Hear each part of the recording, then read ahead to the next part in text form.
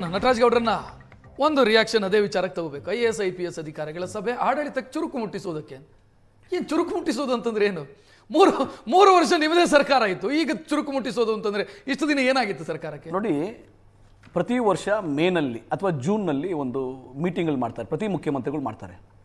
ಮುಂಗಾರು ಮಳೆ ಆರಂಭ ಎಲ್ಲ ಸಮಯದಲ್ಲೂ ಇದೇ ಮಾತು ಏನಂದರೆ, ಜಿಲ್ಲಾಧಿಕಾರಿಗಳು, ತಹಸೀಲ್ದಾರ್ಗಳು ಅಥವಾ CEOಗಳು ಎಲ್ಲರನ್ನು ಮಾಡಿ ಆಡಳಿತಕ್ಕೆ ಚುರುಕು ಮುಟ್ಟಿಸೋದು ಅಂತ. ಅಂದರೆ ಈ ಮುಂಗಾರು ಮಳೆ ಬಂದಾಗ ರೈತರಿಗೆ ಆಗಬಂತಹ ಅನಾಹುತಗಳು, ಅಲ್ಲಿನ ಸಮಸ್ಯೆಗಳು, ಕುಡಿಯುವ ನೀರಿನ ಸಮಸ್ಯೆ, ಜಾನುವಾರುಗಳ ಸಮಸ್ಯೆ, ಬಿತ್ತನೆ ಬೀಜದ ಸಮಸ್ಯೆ, ರಸಗೊಬ್ಬರ ಸಮಸ್ಯೆ, ಈ ಥರ ವಿಷಯಗಳು ಬರ್ತವೆ. ಅದಕ್ಕೆ ಆಡಳಿತಾತ್ಮಕವಾಗಿ ಎಷ್ಟು ಪ್ರಿಪೇರ್ ಆಗಿದ್ದೀರಿ ಅಂತ ಹೇಳಿ ಅವ್ರ ಒಂದು ರಿವ್ಯೂ ಮೀಟಿಂಗ್ ಥರ ಮಾಡಿ ಮುಂದಕ್ಕೆ ಏನು ಮಾಡಬೇಕು ಅಂತ ಹೇಳಿಕೆ ಕೊಡ್ತಾರಲ್ಲ, ಅದಕ್ಕೆ ಚುರುಕು ಮುಟ್ಟಿಸೋದು ಅನ್ನೋದು ಇದೇನು ಹೊಸದಲ್ಲ. 3 ವರ್ಷಗಳಿಂದ ಈಗ ಹೆಂಗಾಗತ್ತೆ ಗೊತ್ತಾ? ಪರೋಕ್ಷವಾಗಿ ಅಲ್ಲಿ ಏನೋ ಆಗ್ತಾ ಇರಲಿಲ್ಲ, ನಾನು ಬಂದಿದ್ದೀನಿ ಏನೋ ಮಾಡ್ತಾ ಇದ್ದೀನಿ ಅಂತ ಮೆಸೇಜ್ ಕೊಟ್ಟಂಗೆ ಕಾಣಿಸ್ತಾ ಇದೆ ನಟರಾಜ್ ಗೌಡ್ರೆ.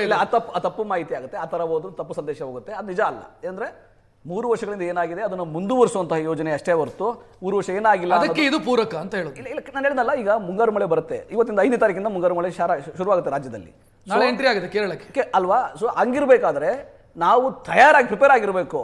ತೊಂದರೆ ಬಂದ ಮೇಲೆ ನಾವು ರಿಯಾಕ್ಟ್ ಮಾಡೋದಲ್ಲ. ಅದಕ್ಕಾಗಿ ಮುಖ್ಯಮಂತ್ರಿಗಳು ಎಲ್ಲ ಸಮಯದಲ್ಲೂ ಮುಖ್ಯಮಂತ್ರಿಗಳು ಆ ಕೆಲಸವನ್ನು ಮಾಡ್ತಾರೆ. ಮೊನ್ನೆ DK ಶಿವಕುಮಾರ್ ಅವರು ಅದೇ ಮಾಡ್ತಾ ಇದ್ದಾರೆ. ಆಮೇಲೆ ಹೊಸ ಮುಖ್ಯಮಂತ್ರಿಗಳಾಗಿ ಅವರು ಕೂಡ ಎಲ್ಲ ಅಧಿಕಾರಿಗಳನ್ನ ಸಂಪರ್ಕ ಮಾಡಿ ಚರ್ಚೆ ಮಾಡಿ ಏನ್ ನಡೀತಾ ಇದೆ. ನಟರಾಜ್ ಗೌಡ್ರೆ, ಈ 3 ವರ್ಷದ ಆಡಳಿತದಲ್ಲಿ ಏನಾಗಿತ್ತೋ ಅದು ಕಂಟಿನ್ಯೂ ಆಗುತ್ತೆ, ಏನು ಬದಲಾವಣೆಗಳಾಗಲ್ಲ ಅಂತ ಹೇಳೋದು. ಮುಖ್ಯಮಂತ್ರಿ ಅಷ್ಟೇ ಬದಲಾವಣೆ ಆಗಿದ್ದಾರೆ, ಬಾಕಿದು ಯಾವುದು ಬದಲಾಗಲ್ಲ, ಕೆಲಸನೂ ಯಾವುದು ಬದಲಾಗಲ್ಲ, ಇನ್ನು ಹೆಚ್ಚಾಗುತ್ತೆ. 3 ವರ್ಷಗಳಲ್ಲಿ ಒಳ್ಳೇದು ಕೆಟ್ಟದ್ದು ಯಾವುದು ಬದಲಾಗಲ್ಲ. 3 ವರ್ಷಗಳ ಕಾಲ ಏನು ಒಳ್ಳೆಯ ಕೆಲಸ ಆಗಿದೆ ಅದು ಮುಂದುವರಿತದೆ, ಮತ್ತೆ ಇನ್ನೂ ಆಡ್ ಆಗುತ್ತೆ, ಇನ್ನು ಒಳ್ಳೆಯ ಕೆಲಸಗಳಿಂದ ಹೆಚ್ಚಾಗುತ್ತೆ, ಇನ್ನೂ ವೇಗ ಪಡ್ಕೊಳ್ತೇವೆ. ವೇಗ ಪಡ್ಕೊಳ್ಳುತ್ತೆ, ಭ್ರಷ್ಟಾಚಾರ ವೇಗ ಪಡ್ಕೊಳ್ಳುತ್ತೆ, ಭ್ರಷ್ಟಾಚಾರ ಜಾಸ್ತಿ ಆಗುತ್ತೆ. ಸರ್ಕಾರದಲ್ಲಿ ಈಗ ಆಲ್ರೆಡಿ ನೋಡಿ ಒಪ್ಗೋರ್ಡಲ್ ಆಗಿದೆ 631 ಕೋಟಿ ರೂಪಾಯಿ ಕಂಪ್ಲೇಂಟ್ ಫೈಲ್ ಮಾಡಿದೀವಿ. ಕೇಳಿ ಸರ್, ಲಿಕ್ಕರ್ ಟ್ರಾನ್ಸ್ಫರ್ 650 ಕೋಟಿ, ಅದು ಭ್ರಷ್ಟಾಚಾರ.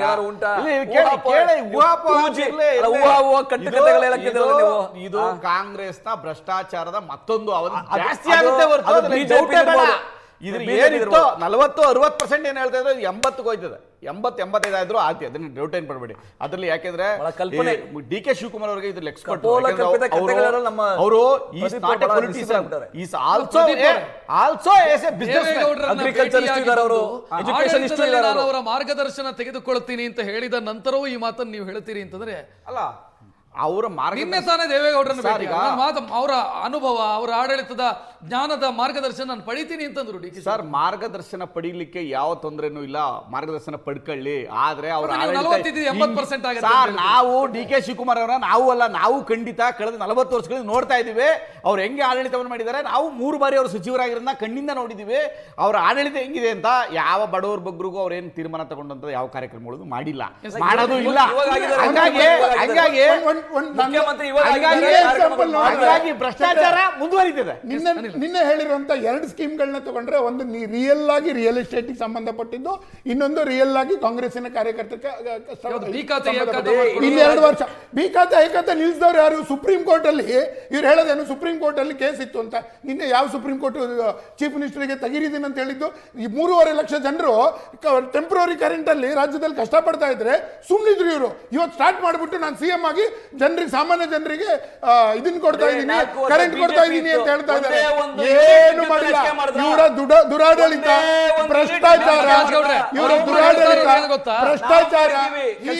ನಟರಾಜ್ ಗೌಡ್ರೆ, ಅವರಿಬ್ರು ಹೇಳ್ತಾ ಇರೋದೇನ್ ಗೊತ್ತಾ? ಬಾಟಲ್ ಮಾತ್ರ ಹೊಸದು, ಮದ್ಯ ಅದೇ ಅಂತ. ಹಳೆ ಮದ್ಯ, ಬಾಟಲ್ ಮಾತ್ರ ಹೊಸದಾಗಿ ಕಾಣಿಸುತ್ತೆ. ಇನ್ನು ಸ್ಟ್ರಾಂಗ್ ಡೆಲ್ಲಿಗೆ ಈ ವ್ಯವಸ್ಥೆ ಇದೆಯಲ್ಲ, ಈ ವ್ಯವಸ್ಥೆ ಕೇಳಿ, 78-80 ವರ್ಷಗಳಿಂದ ಈ ವ್ಯವಸ್ಥೆಯನ್ನು ಸೃಷ್ಟಿ ಮಾಡಿ ಬಂದಿರತಕ್ಕಂಥದ್ದು. ಈ ವ್ಯವಸ್ಥೆಯನ್ನ ಅಷ್ಟು ಸುಲಭವಾಗಿ ಬಿಜೆಪಿ ಹೇಳ್ಬಿಟ್ಟು ಏನೋ ಬಂದ್ಬಿಟ್ಟು ರಾತ್ರೋರಾತ್ರಿ ಏನೋ ಅಂತಲ್ಲ. ಮುಖ್ಯಮಂತ್ರಿಗಳು ಬದಲಾಗಿದ್ದಾರೆ, ಡೇ 1 ಆಗಿದೆ. ಡೇ 1 ಅಲ್ಲೇ ಅವರು 6 ಬಾರಿಸಿದ್ದಾರೆ, ಬಿಜೆಪಿ ಭಯ ಬಂದಿದೆ.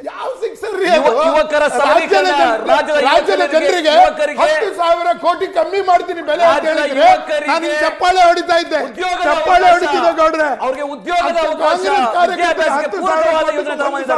ಅದಕ್ಕೆ ಬಿಜೆಪಿ ಜೆಡಿಎಸ್ಗೆ ಭಯ ಆಗಿದೆ. ಕೇಳಿ, 3 ವರ್ಷಗಳ ಅಭಿವೃದ್ಧಿಯನ್ನ ಮುಂದುವರಿಸಿಕೊಂಡು ಆಗ್ಲಿ ನಟರಾಜ್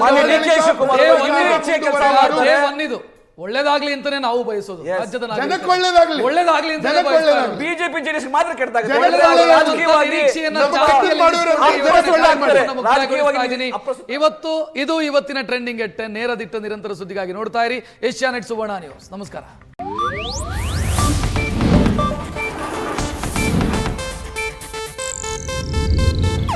ಇದು ಏಷ್ಯಾನೆಟ್ ನ್ಯೂಸ್ ನೆಟ್ವರ್ಕ್ ಪ್ರಸ್ತುತಿ.